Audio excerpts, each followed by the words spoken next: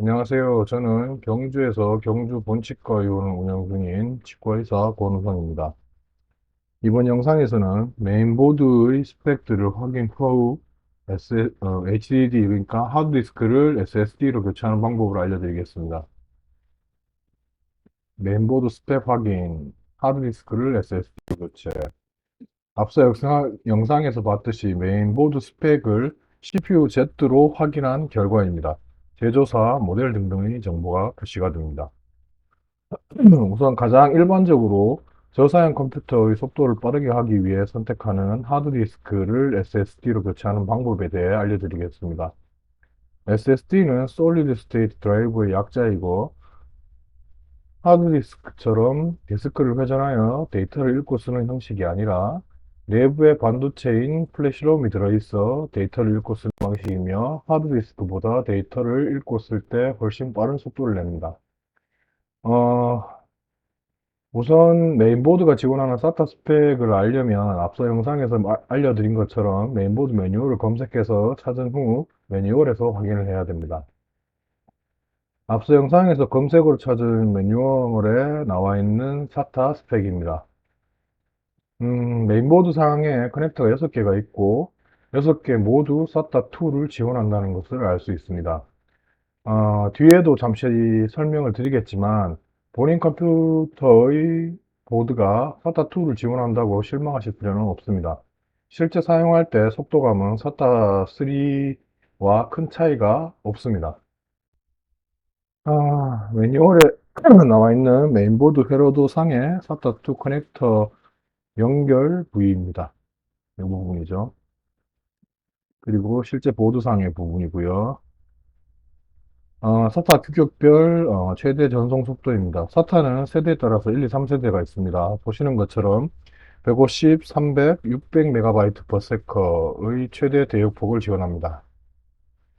크리스탈 벤치라고 웹사이트에 검색을 하시고 들어가시면 위에 사진처럼 퀵 다운로드라는 그림이 윗부분에 뜹니다. 빨간색으로. 네모 상자 부분을 이렇게 표시를 해놨는데 이 부분을 프로그램을 다운을 하신 다음에 설치하고 실행을 하시면 이런 모습의 창이 보입니다.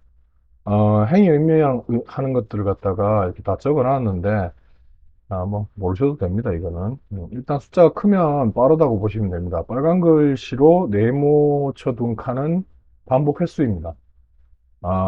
1로에서 한 번만 돌려도 됩니다. 5로 하면 5번 돌려서 평균값을 나타내게 됩니다. 나머지는 손들지 않으셔도 되고 All 버튼을 누르시면 됩니다. SATA2와 3의 속도 차이를 측정해 본 겁니다.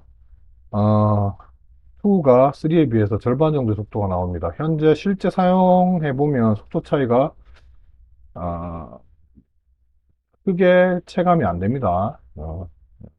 연속해서 대용량의 데이터를 연산한다거나 읽고 쓸 때가 아니면 크게 컴퓨터의 리소스, 즉 램, 저장장치, CPU 등을 많이 사용하지 않는 프로그램의 경우에는 거의 차이를 느끼기 힘듭니다. SATA1이 규격인 경우에는 하드디스크에서 SSD로 교체를 해도 크게 빨라지지 않으니까 이 경우에는 컴퓨터의 속도를 높이려면 메인보드 등 전체 컴퓨터의 업그레이드를 고려하셔야 될 겁니다. 디지털의 의미와 주파수 그리고 대역폭에 대해서 잠시 설명드리겠습니다. 이해가 잘 안 되시는 분들이나 들었을 때 머리가 아프신 분들은 그냥 넘기셔도 됩니다. PPT에서 왼쪽에 보이는 전압 전류의 사인 파형과 아래에 보이는 펄스 파형 두 가지를 예를 들었습니다. 사인 파형, 펄스 파형. 파 형태는 신경 쓰실 필요가 없습니다. 보통 아날로그 신호에 쓰이는 파형이 사인 파형이고 디지털에 쓰이는 파형이 펄스 파형입니다. 앞서 설명드린 대로 이 영상과 이후 영상을 이해하는데 필요한 전자공학적 지식 3가지 정도만 알려드리고 계속 설명을 드리도록 하겠습니다. 첫 번째, 아날로그와 디지털의 의미 차이에 대해서 알려드리면 아날로그와 다르게 디지털의 신호는 부호화되어 있다는 것입니다. 잘 아시는 것처럼 컴퓨터는 이진수 0과 1을 이용해서 연산을 합니다. 따라서 신호의 세기가 정해둔 수준 이상이면 1, 이하이면 0으로 인식하고 연산을 하고 데이터를 저장합니다. 따라서 디지털의 경우 어떤 매체를 통해서 신호를 주고받을 때 신호의 세기가 어떤 이유에서 약해진다고 해도 일정 수준 이상을 유지하면, 즉 데이터가 0인지 1인지 그 정보를 잃지 않습니다. 매체, 즉 어떤 채널을 통과하는 동안 노이즈, 즉 잡음이 생겨도 정보 손실 또는 왜곡 가능성이 아날로그에 비해서 적습니다. 반대로 아날로그는 유사하다는 의미를 나타내는데, 신호는 부호화된 것이 아니라 신호 형태 그대로를 받아서 인식하고 처리하기 때문에 잡음으로 인한 정보 소실과 왜곡이 좀 잘 됩니다. 따라서 디지털 컴퓨터와 디지털 TV 등 많은 부분에서 왼쪽 아래에 보이는 펄스파형을 씁니다. 사인파형은 이제 잊어버리시고 펄스파형을 보면 A와 마이너스 A 사이를 움직입니다. A, 마이너스 A. 그리고 중심점은 0을 지납니다. 예를 들면 0 이하의 신호 세기를 감지하면 이진수에서 0으로, 0 이상의 신호 세기를 감지하면 1로 인식 후 연산 혹은 저장한다고 이해하시면 편합니다. 두 번째로 주파수란 무엇이냐? 1초에 몇 번 파형이 변화하는가입니다. 100만 번 변한다면 100만 개의 0과 1 데이터를 전송할 수 있습니다. 즉 1메가바이트 퍼 세컨입니다. 메가비트 퍼 세컨입니다. 즉 1메가헤르츠입니다. 세 번째로 밴드위스, 대역폭이 무엇이냐? 오른쪽 그래프에서 세로축은 앰플리튜드, 신호세기이고 가로축은 주파수입니다. 보시는 것처럼 특정 주파수에서 신호의 세기가 강한 상태로 전달되지만 그 폭이 정해져 있고 그 폭 밖에서는 신호의 세기가 거의 0이 됩니다. 예를 들면 중심 주파수가 FC가 100만 번 진동하는 펄스파형의 주파수이고 세기가 1이라면 F1과 F2는 주파수가 각각 100번과 1000만 번이라고 예를 든다면 펄스 신호의 세기가 마이너스 3dB, 즉 반으로 0.5로 줄어들고 가로축에 닿은 세기가 0인 이런 주파수 대역에서는 신호세기가 0과 1을 구분할 수 없게 됩니다. 우리가 흔히 말하는 CPU의 주파수 2기가, 3기가헤르츠라는 건 1초에 얼마나 많은 신호를 처리할 수 있는가, 즉 처리 속도입니다. 이해가 되셨는지 모르겠습니다. 전자공학 관련 서적 두고 강의할 수도 없는 노릇이고, 뭐 이렇게라도 간단하게 설명드려야 아예 전자전기적인 지식이 없는 분들도 어느 정도 이 영상에서 강의를 이해하실 것 같아서 시간을 내서 설명을 드렸습니다. 그럼 높은 주파수의 펄스파형을 반도체에 입력하면 그냥 빨라지는 것 아니냐? 그렇게 질문하실 수도 있는데, 제가 반도체를 설계해 본 경험상 그거는 말이 안 되는 얘기입니다. 각 반도체 시스템마다 여러 가지 복잡한 이유들로 안정적인 연산 처리 속도, 즉 주파수 대역 폭을 일정 수준 이상으로 올리는데 한계가 존재합니다. 그래서 20년 전에는 현재 속도의 CPU를 만들지 못했던 것입니다. 간단히 설명드리면 펄스파형입니다. 앞서 본 직사각형이 아닙니다. 시스템에서 반도체에 제공하는 파워도 고려 대상이라는 것이 이제 보이시죠? 네. 그래서 신호 처리 속도인 중심 주파수가 앞서의 대역폭, 중심 주파수하고 앞서의 대역폭 개념이 중요한 겁니다. 아, 펄스 파형을 하나를 간단하게 본 겁니다. 이거 실제로 반도체를 설계하게 되면 아까 봤던 이상적인 직사각형 형태의 펄스 파형이 아니라 이와 유사한 혹은 뭐 이와 유사한 이런 파형들을 보게 됩니다. 어, 실제로 자세한 파형을 보면 이게 그래도 진짜 설계할 때에 고려하는 것들과 이제 실제 파형 모습하고 제일 가까운데, 자세한 파형 하나를 보면 직사각형하고 거리가 멉니다. 실제 설계를 할 때 대역폭 끝자락으로 가면 이 파형보다 더 왜곡이 되고 세기가 더 낮아지고 더 찌그러지고 더 이상해져서 이제 더 이상은 0과 1의 정보를 파악할 수 없는 상태로 신호의 모양이 바뀝니다. 원래 가지고 있던 정보가 0인지 1인지 모르게 되는 거죠. 그리고 신호소리 속도인 중심 주파수와 앞서 대역폭의 개념이 이제 그래서 중요하다고 앞서도 말씀을 드렸습니다. 세 가지 개념에 대해서는 이 정도로 하고요. 다음은 저장 장치 종류에 관해서 간단히 설명드리겠습니다. 하드디스크, 그 다음으로 나온 게 이제 SSD, SATA 기반으로 되어 있는 거고요. 그리고 그 다음에 나온 것이 M.2, PCI 기반으로 된 것입니다. 이런 내용들 자세한 거는 특별히 다 아실 필요는 없고요. 대신에 이제 하드디스크, SSD, M.2 이렇게 갈수록 속도가 빨라지고 가격은 비싸집니다. 그런데 실제 사용해 보면 SSD와 M.2 사이에 속도 차이가 아주 크지 않다는 것을 알 수 있습니다. 제가 사용해 본 결과로는 속도 차이는 나긴 납니다. 나지만 대량의 연산 혹은 데이터 처리를 하는 경우가 아니면 대부분의 경우에는 사람들이 답답함을 느낄 정도의 차이는 나지 않습니다.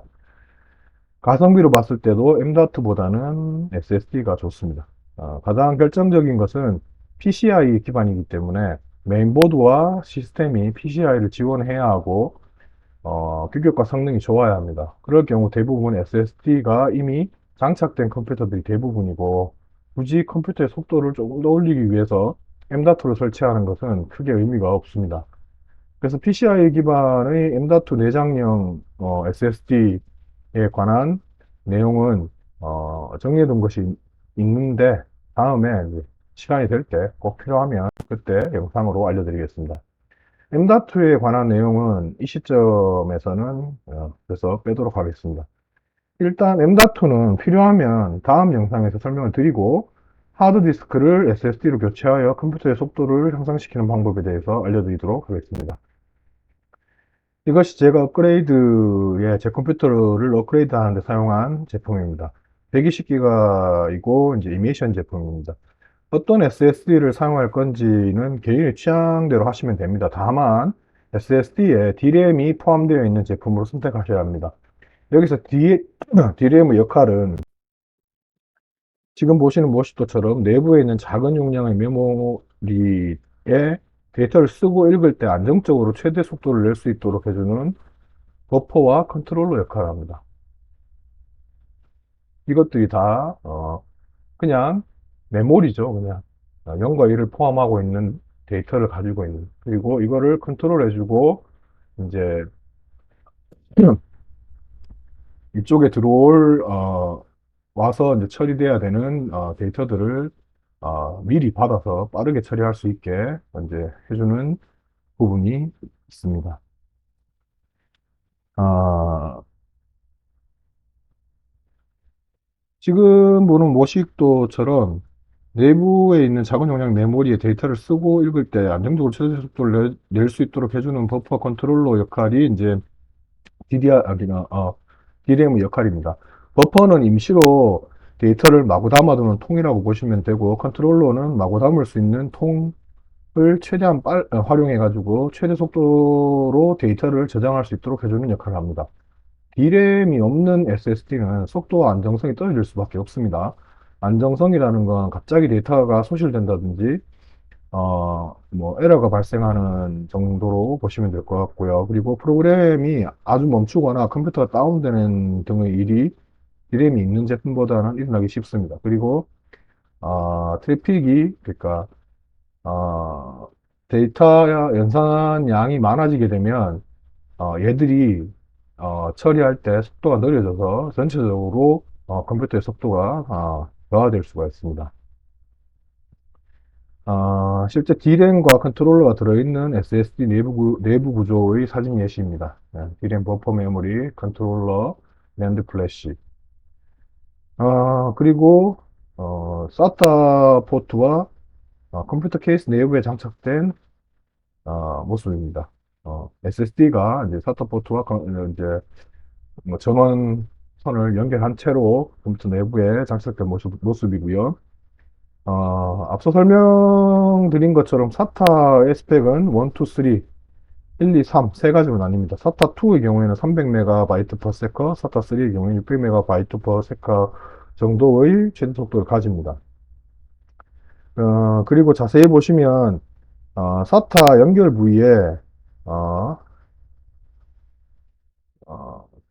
이렇게 기역자로 휘어진 부분이 보이실 겁니다. 이 부분은 메인보드와 SSD를 연결하는 부위가 거꾸로 연결되는 걸 방지하기 위해 넣어둔 것입니다. 램이나 M.2에도 역시 담 형식으로 적용되어 가지고 딱 그 방향이나 그런 것 이제 딱 맞는 부분 맞는 상태가 아니면 연결이 되지를 않습니다. 그래서 고장이나 에러를 방지하는 거고요. SATA 전원 커넥터에도 뭐 전원 커넥터에도 역시 이제 적용되어 있습니다. 따라서 연결선을 연결하려 할 때 잘 들어가지 않는다면 이 부위를 확인해 보셔야 합니다. 억지로 밀어 넣으면 고장이 원인이 되니까 조심하세요.